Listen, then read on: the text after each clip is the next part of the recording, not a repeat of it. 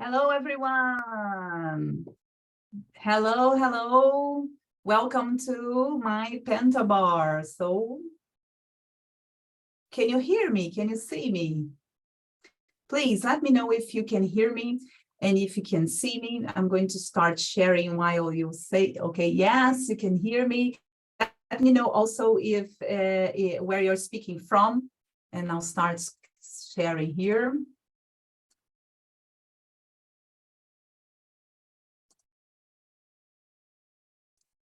So where are you speaking from? Let me check here. Can you also see my screen? Can you see the presentation screen? Great. So France, Romania, where are you speaking from? So I'm here in Lisbon. And have you been to the previous webinar? So let me introduce myself, and then I'll make this question. So nice to meet everyone. My name is Carol Palombini. Everyone calls me Carol Palombini. I'm a psychologist, executive coach specialized in tech leaders. And I want to thank PentaLog for inviting me for this webinar series, this PentaBAR. There are 3 webinars. One was about communication about 2 weeks ago. Now we're going to talk about time management, and there's a 3rd in the series about burnout. So you cannot miss that. If you haven't subscribed to this next webinar, please do. I think you'll like it a lot. So what are the rules here of interaction? So since I'm going to be alone hosting this webinar, I want you to put all your questions in the Q&A, please.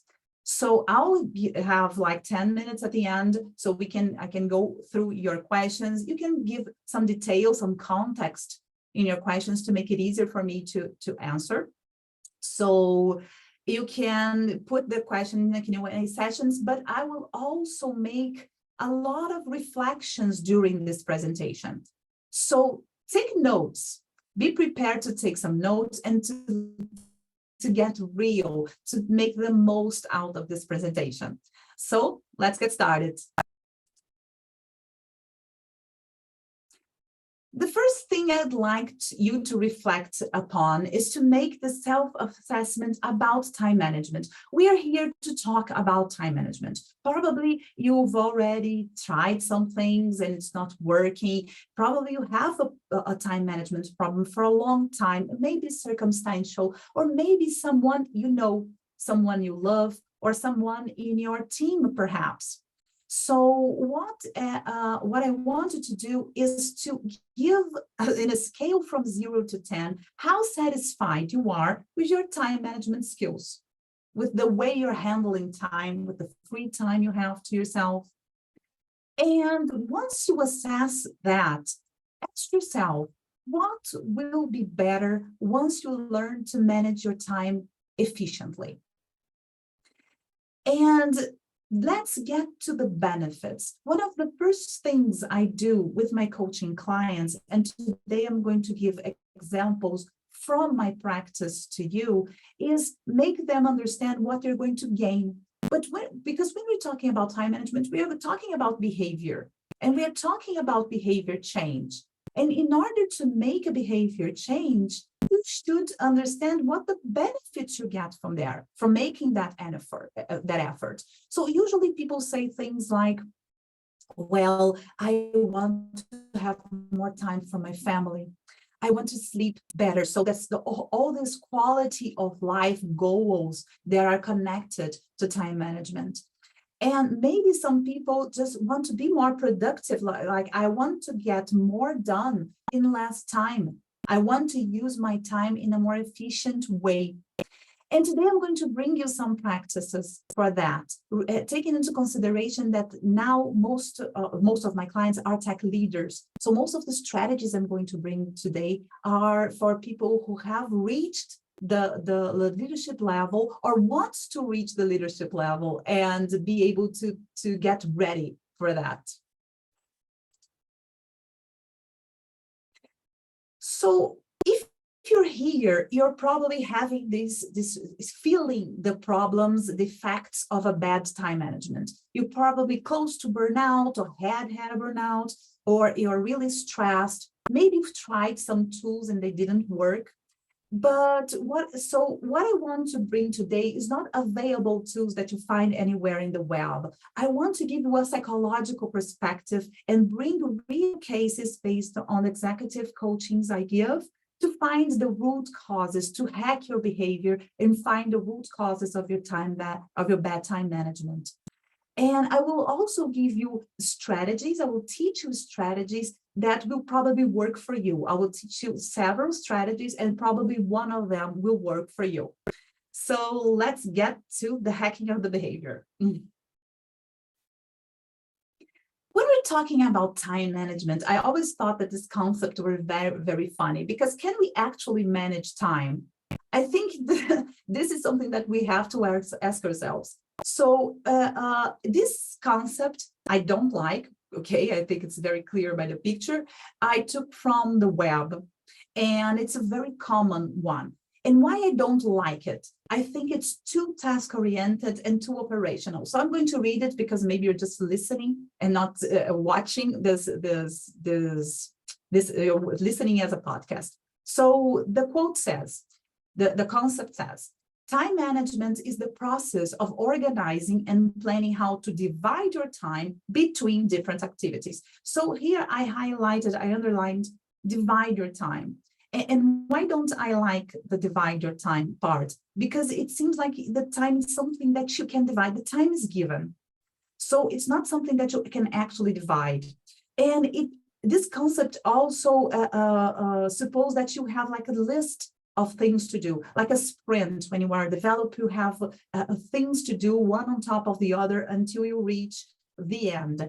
And when you are a leader, there's not one list. And it's very hard to put all those lists together using this concept. So what I propose today is that we change this concept into another one, into this kind of concept. A concept that will connect to purpose, that will connect you to the why you are a leader and what is time management in leadership. So this quote says, this concept says, the purpose of time management is to enable people to get more and better work done in less time. And you see, this is purpose-oriented. Since it's purpose-oriented, it's strategic because it looks forward, it looks into a goal. And you can see I highlighted here, is time management is to enable people. If you are in a leadership position, you have to think how to enable the group that you are responsible. How can you enable the company get better use of their time? So instead of thinking only about the way that you're managing your tasks and your responsibilities, think about how can you enable people to get better use of their time since you are a leader, and to get more and better work done in less time. So more and better in less time, not necessarily just faster. I'm going to address this fast and slow situation a little bit ahead. But what I want to focus here is when you are connected to this purpose, it's not just about a list of things to do.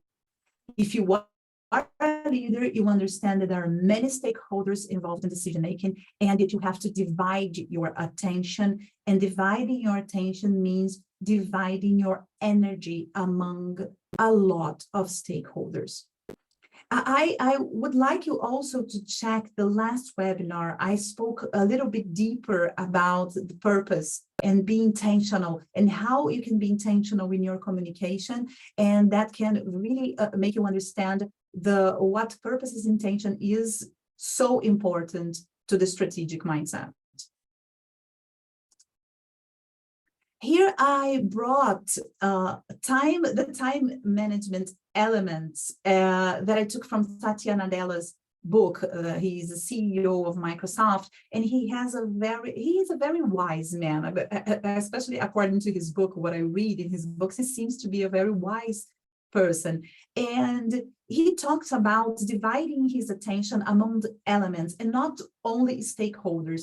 He put all these in black I took from his book, like all the consideration he, as the CEO of Microsoft, has to have and divide his attention between employees, leaders, board owners, customers, community, partners, supplies, also products and services, because they're almost all stakeholders. But since you are working in the tech industry, products and services, overseeing the development and the delivery is mostly, probably takes a lot of your time, and it should, but it shouldn't be the only focus.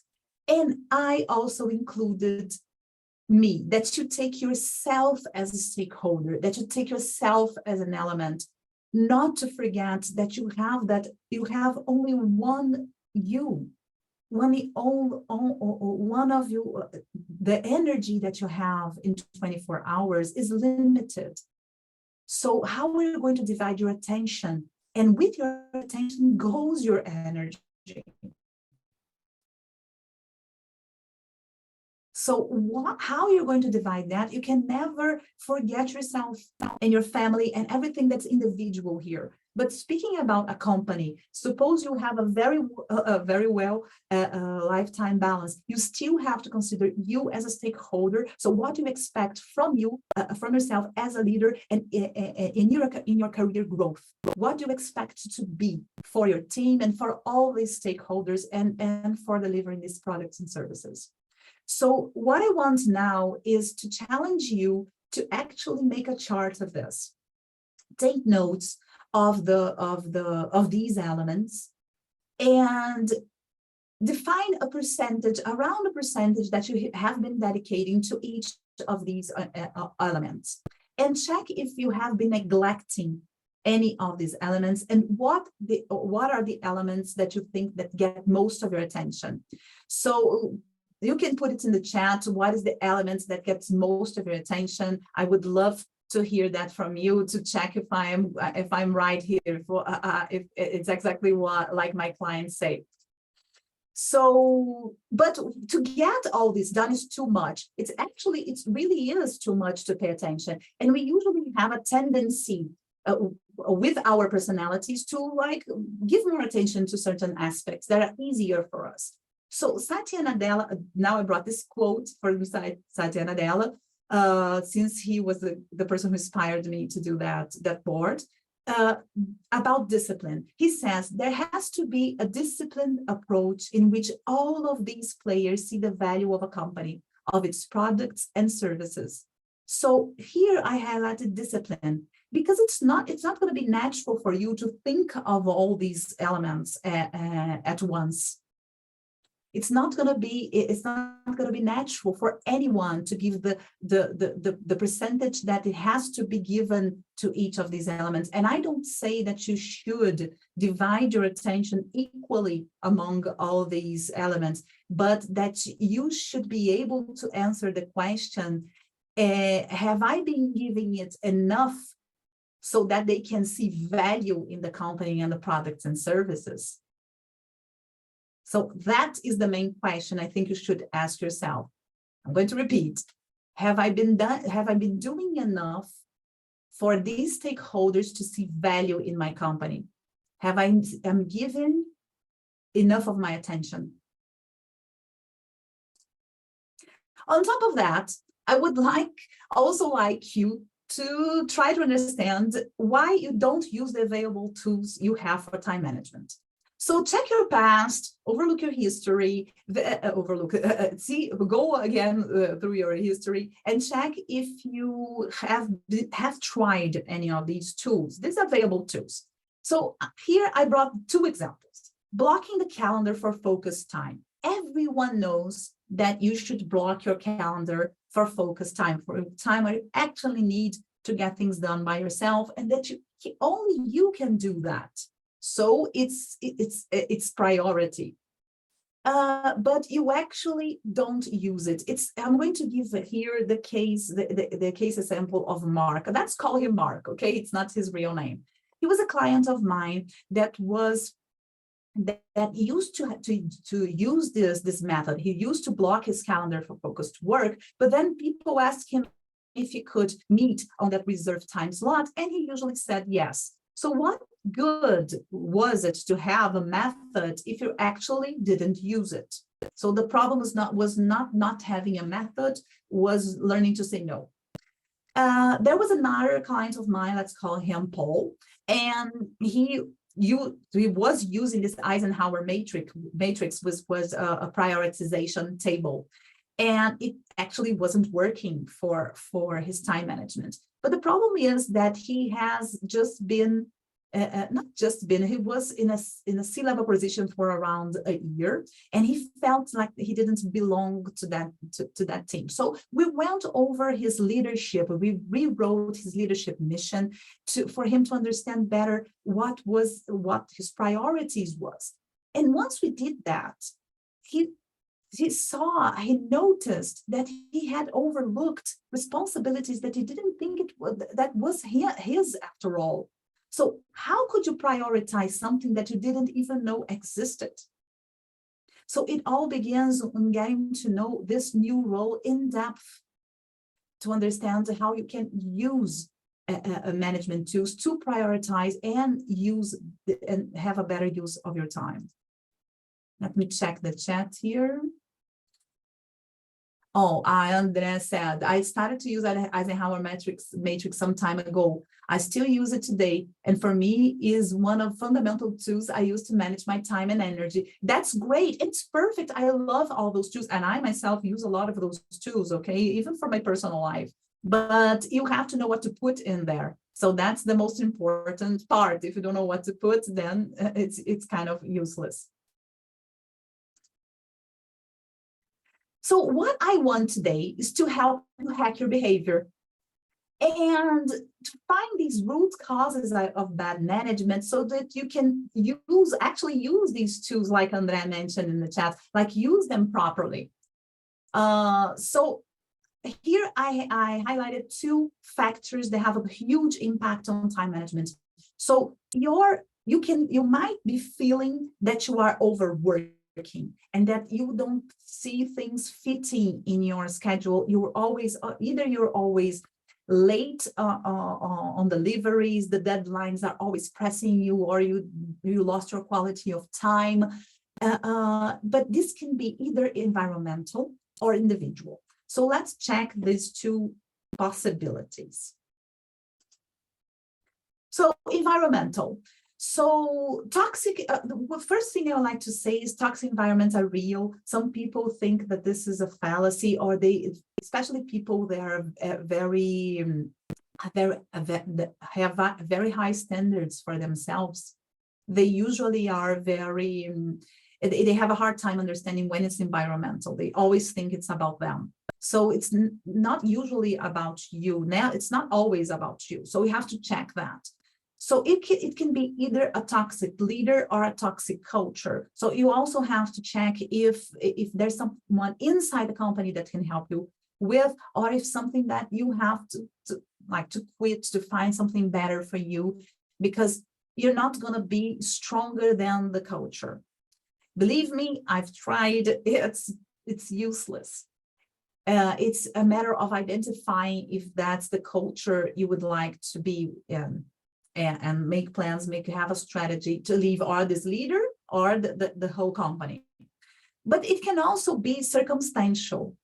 If it's a toxic environment, if a toxic leader, it's not going to be over anytime soon. There's not a deadline. But when it's circumstantial, it's something that it's not going to last for that long. It's like a sprint. It's not a marathon. You're going to make a lot of effort in a short period of time. As startups have this, when they start, when they're in certain stage of a startup at the beginning, you're working a lot, but you can see the silver lining. So if you are in this situation, first of things, try to find coping mechanisms, like meditating or exercising, trying to keep your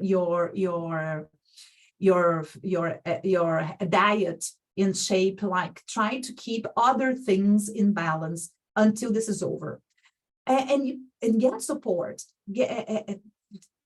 Try to check what support you can get, what resources you can get as well. Maybe you're not going after all the resources that you could be going after, and who can help you. Maybe family can help you, like reducing the load of work at home for you while you are going through this stage, since it's a sprint, since it's a stage, since it's circumstantial. But the main thing to ask yourself is, when did this start? Because if it has been like that for your last jobs, or for your entire life, maybe even your academic life, you were like that, it's probably something individual. So in the individual aspects, let me get some water here before I start this. Let me know if you have any questions, and put them in the comment sections, or let me know if you have any questions here in the chat. Okay, so let's move on. So about individual aspects, these are not all the individual aspects you have to consider, okay? So, but in your life for all issues. But for time management, regarding time management, I think that these are the three most important ones that have an impact on how you make priorities and how you make the best of your time. So let's start with emotional intelligence. Emotional intelligence, these are some competencies that I highlight because I think are less developed among tech leaders, that in my experience, I see the most need for development.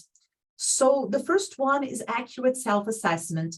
And in case of tech leaders, is accurate self-assessment of your productivity. So I put the sticker here to self-assess. I really would like you to answer these questions about yourselves. So how well you assess your productivity? This is a very easy thing to answer. So just look at your last deliveries of how you feel. If you feel guilty for not being investing your time on the right things, and how fast you can do things. Have you been overestimating how fast or you can make a decision or deliver something? The self-control competency in this case is to say no to tech problems. Tech leaders usually love tech problems. They've been dealing with that ever since they started their career, in a very operational career, and they love this. So sometimes the problem of time management is because you spend too much time on operational tasks that could have been done for someone else. Someone else could be doing that. So the other one is adaptability to change schedule. We are living in a volatile world. If you are a leader and you have to be attending all demands of all stakeholders all the time, it's expected that you have to change these priorities. For instance, I like very much my time management tool has this weekly goal. So that makes me very connected to what is the priority of that week that I set for the week. And then I rearrange my priorities every Monday or every Friday, usually every Monday.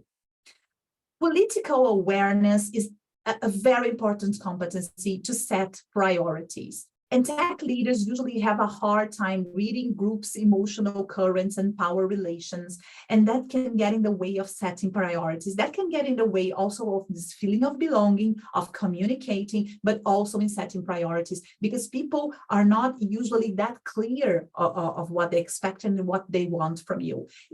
Most of people have never phrased it like that in their minds. They have like this idea, it's like a cloud, but when you ask them and you make them to put that into words, it becomes like a pact, and you even manage expectations. We're going to talk about a little bit about that on the strategy part a little bit ahead.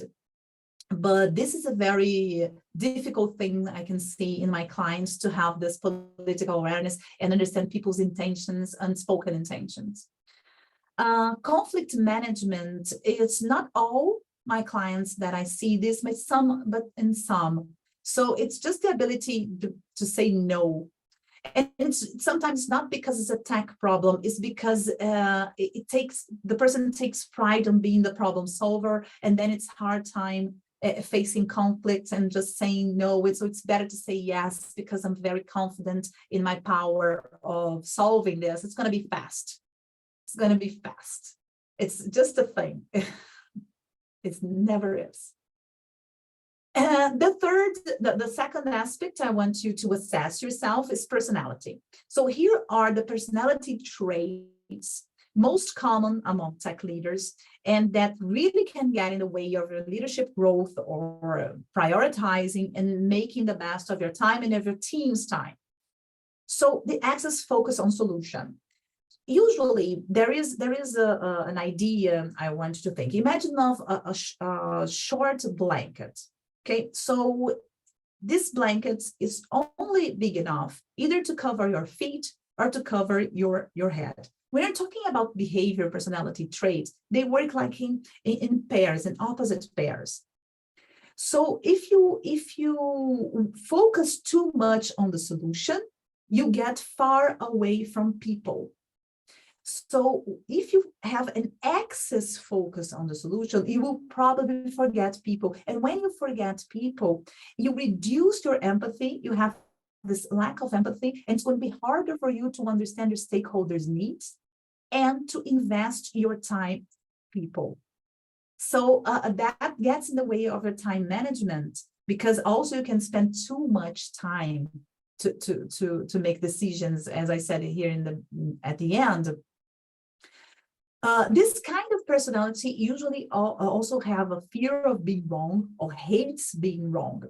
And since they also have high standards of excellence for themselves and for everyone else, this can lead to perfectionism, to an excess precaution that makes them leaders like this take too long to make decisions that are important for the business.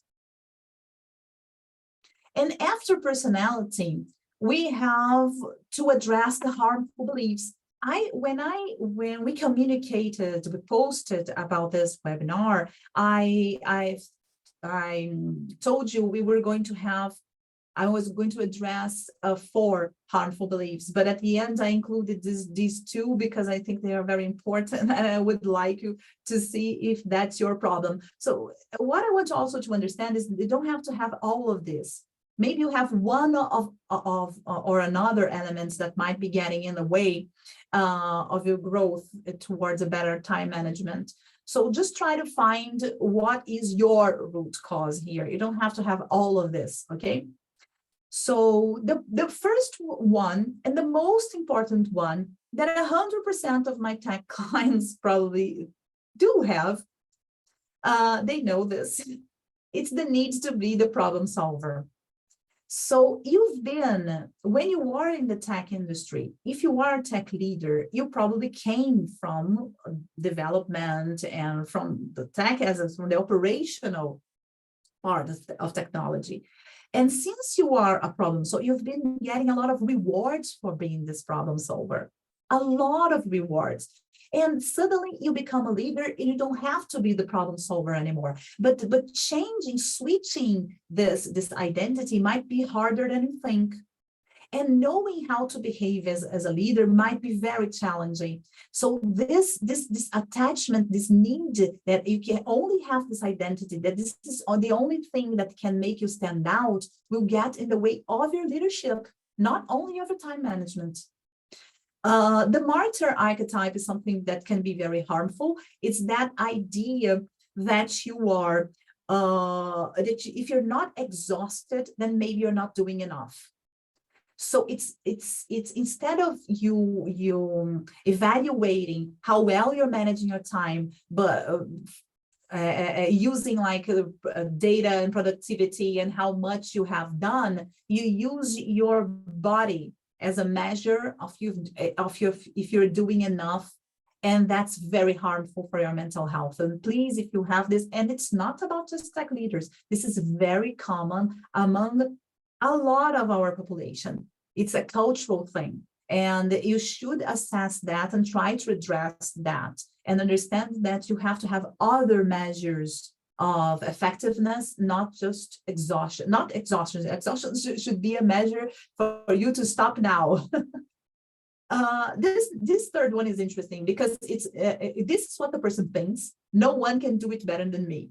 But actually, it doesn't say that. People don't say that. They say it's faster doing this myself. But if you are in the tech industry, You're probably a very analytical person. And if you are very analytical, you know that this is not sustainable. You know that if you became a leader, you cannot be the person that gets in the way of solution. You cannot be the one slowing down the process. And if you are the problem solver, you're going to be this person. And you're going to take away the advantage of your team to learn from you, to grow. Therefore, you're not fulfilling your leadership purpose. You're stuck in the problem solver. Faster is better. I mentioned this before. It's a very harmful belief, and it can actually lead to burnout. Today, I am actually trying to do things slower, and I've been getting much more results from that. I think you should try it with very small things, very small tasks, just to do them slower and to feel it, how it's going to be more productive. And also multitasking, this belief that multitasking is productive, it's not. It's not. You have tons of research showing that multitasking is not productive. As a matter of fact, I meditate in order to know how to have more control over my focus, to bring back my focus to where I'm doing a more natural way. We are living in an environment now that makes it very hard for you to focus. So multitasking is not only going to make this worse. Superhuman, like the person doesn't say this, of course, but the belief, the core belief is that rest is overrated and that he can go through a long time without rest. And that, although you have tons of research showing that rest is essential for a brain function, that it's essential for a productivity, that's not going to happen with him, with her. So they are different. That's not going to happen.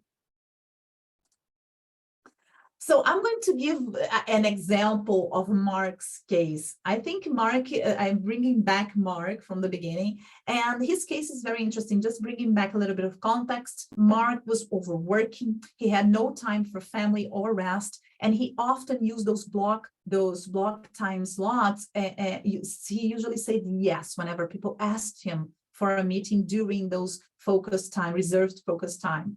And he also had a very hard time delegating. When we analyzed his situation closely, I could identify these personality traits, beliefs, and emotional intelligence aspects that we had to work.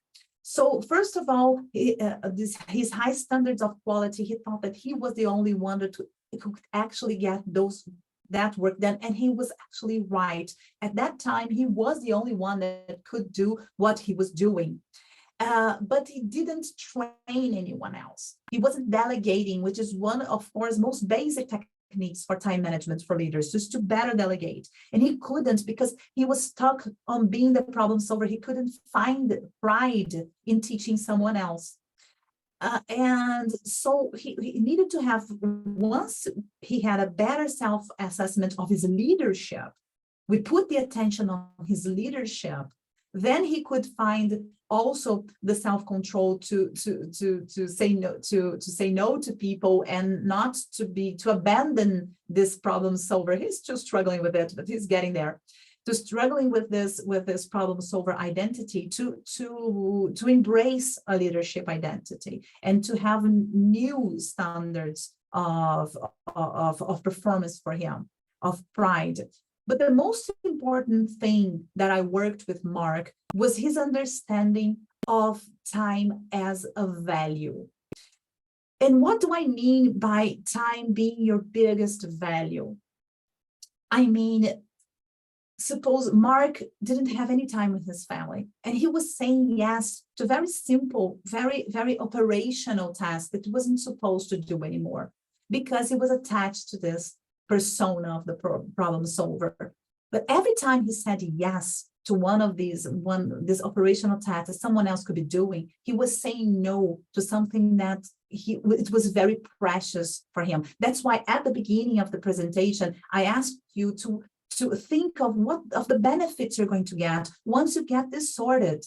Like every time you say yes for something you're not supposed to be doing, you were saying no for time with your family, for your rest, for your mental health. You're saying no also to your career growth, because you're saying no to putting and investing your time in the right stakeholders, in the tasks that will leverage your position in the company. But once you learn to do that, and Mark, I think that gladly he's learning that little by little, but because behavior is not a switch, and don't change that. You have to practice it. You will have the tendency to go back to your old habits. But once you manage to do that, you will get your work-life balance back, because you start seeing time as an investment. And what do I mean by time as an investment? I mean, if time was money, would you invest it in any kind of task? So imagine if time was money. What tasks, what responsibilities that you have, what of those elements would you be putting more money now to get more things done in less time? So I think this is a good way of thinking. Let me know if you like this way of thinking, if you think you're going to use it. And I would love to hear after you send me messages on LinkedIn if this worked. I'm totally approachable on LinkedIn. I would love to hear from you once we post the recording. Also, you will reduce stress. I misspelled stress here. So you will reduce stress because you will stop feeling late and guilty.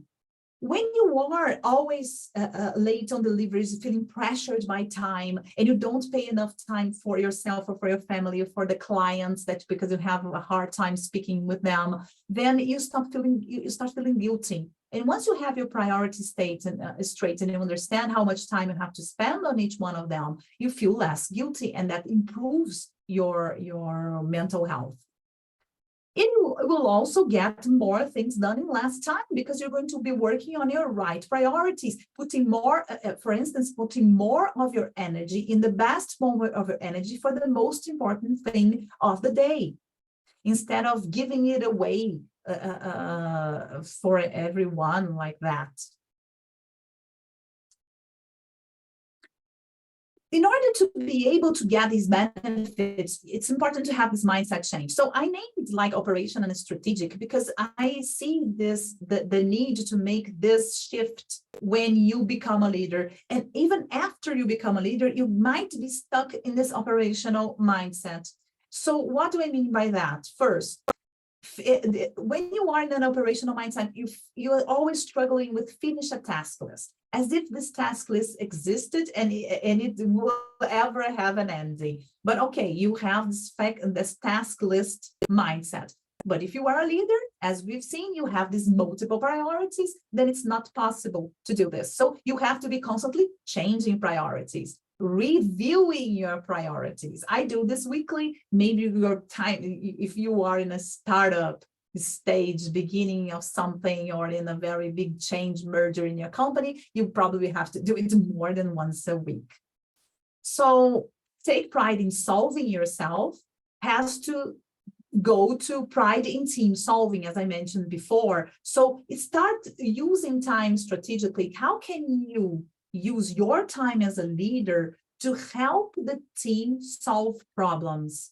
What is in your power that it's not in their power to solve in terms of bureaucracy, methods, resources that you can provide, or even teaching, mentoring them to help them make the most of the times. It's not just about your time anymore.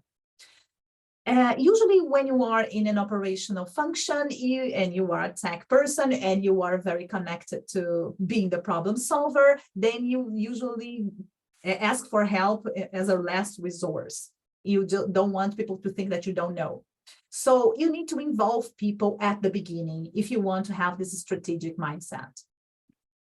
Also, when you are operational, you are saying yes to everyone, and you feel if you are strategic, you have to manage expectations, especially if you are in the same company. If you moved from, if you were promoted to a leadership position, it's very common that people have the same expectations of you. They don't change the expectations of you just because you moved just because you were promoted, and they probably will keep asking you to do the same things that they've always asked. So you have to manage their expectations. I have an example of this, of expectation management, but I think I'm going to check if we're going to have time for this at the end. What time is it? Okay. So going to the strategies. As I told you, I'm not here to give you tools that you can find on the web and you can learn very easily. I want to help you to find your priorities, okay? And work on developing a new mindset. So here I brought one that I think is most important. It's for all leaders.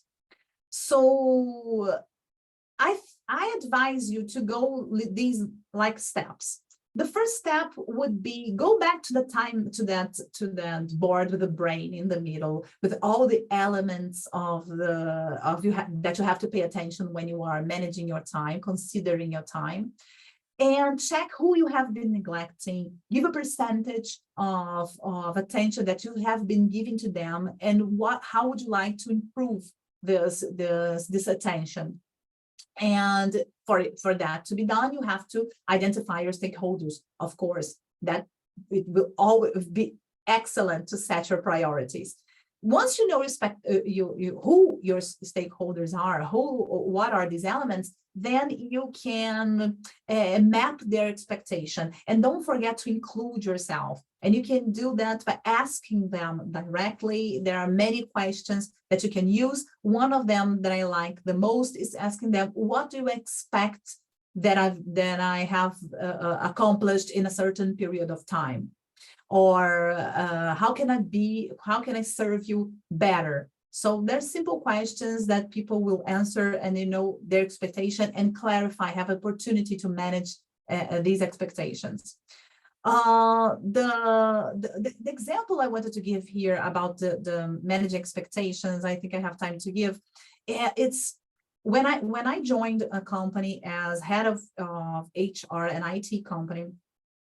They didn't have an HR. They just have that operational paying bills and paying salaries, and benefits for the company. And they had a lot of expectation about what the HR would bring, what the first time having people development department.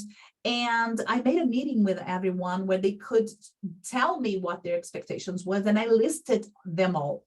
And then I asked them how long they thought that it would take me to implement a whole department with recruitment, training, and department and assessment department and everything that a people department has. And they thought I could do that in 6 months. So if I hadn't managed their expectations at the beginning, I would face a lot of fury along the way. And my time there was great.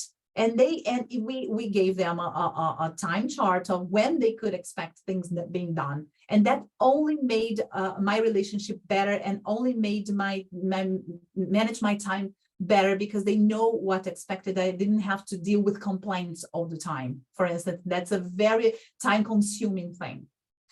And then you can check my first webinar to understand how you can communicate strategically, to reduce rework and make sure that people will see you as a leader, that you are communicating, and you have a communication that can make you belong to the leadership table, especially when you are moving to a C-level position. These are some tips I want to give for people to have a hard time to say no. So that's what I mentioned about Mark. For every yes you're giving, there is a no. So list what you're going to lose every time you say yes for something that's not operational. Who else is impacted by your time management? So how is your team impacted by your not delegating? How is your family impacted by your not dealing with time and not being able to stop working before 6? So manage expectations, as I told before, and don't answer immediately. Stop answering immediately. Go back, take your time to check your priorities, and this is going to make it much easier for you. So if you are answering things right away because you are proud and people are coming to me for the solution, you get very happy because people come to you. The first person people come when they have a problem. That's great. but that's taking a lot of your time. How much of your time has that been taking? And just say that you're going to check your priorities and see how you can help this person. You just because you cannot do exactly what the person wants you to do, it doesn't mean that you cannot do anything for them. But maybe you can do something that's within your leadership mission, that's within your power to do. So we are approaching the end. So if you have any questions, do you have any questions so far about something specific that you would like to address? So send the questions and let's move to the end. So these are some simple tips for you to learn to delegate. So the first tip for learning to delegate is accepting reality that you can't clone yourself. So I know that you might be laughing now, but I know that you have pictured this, that it would be great if you had just a lot of yous that could just do the thing as well as you do. But that's not going to happen. And if you are analytical and if you're data driven, then you know that this you're not going to get any results with this, with not accepting this reality. So take your time and invest in teaching to save time later. So think of that time that you are adding to something that's very hard for you because you're already overworking and you still have to teach someone else. But then think of how are the better ways that you can do this and to save time later. So nowadays, you can use like tools like record messages. You can leave some things that you don't have to repeat over and over again. You can try to find new styles of meeting. Change your focus for being the person who will actually find the solution, to manage your time and invest in the time as a leader to make people facilitate them finding solutions, to make them more effective in the use of their time. Wow, I think that's all that I had to cover for today. So let's go to the Q&A. Do we have any questions? I don't think we have any questions. So if you don't have any questions, I have someone in the chat. Okay, so it's like PentaBAR said, we hope you enjoyed this event as much as we did. Please take 1 minute. Okay, so I would also like, if you don't have any questions, I will go here to, I would love if you could answer the survey.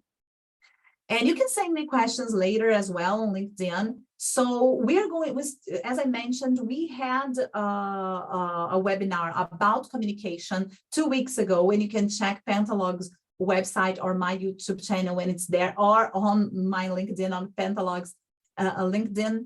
And please scan the QR code, answer these 4 questions, because I improved this webinar based on your answers. I loved your comments from the last session, and I tried to work on being more descriptive about the cases in this session. So let me know what you think, answer the poll. And if you have, and the next webinar is going to be about burnout.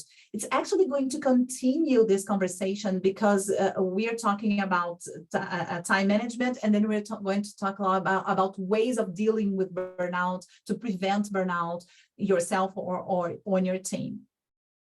So if you want to reach out to me, please do. You can connect with me on LinkedIn, and you can send me an email or check my website. And I can certainly help you to hack the codes behind your behavior and improve your time management and your leadership. So I thank everyone that was here in this webinar, and I'll see you on the next one in 2 weeks. Bye-bye, everyone.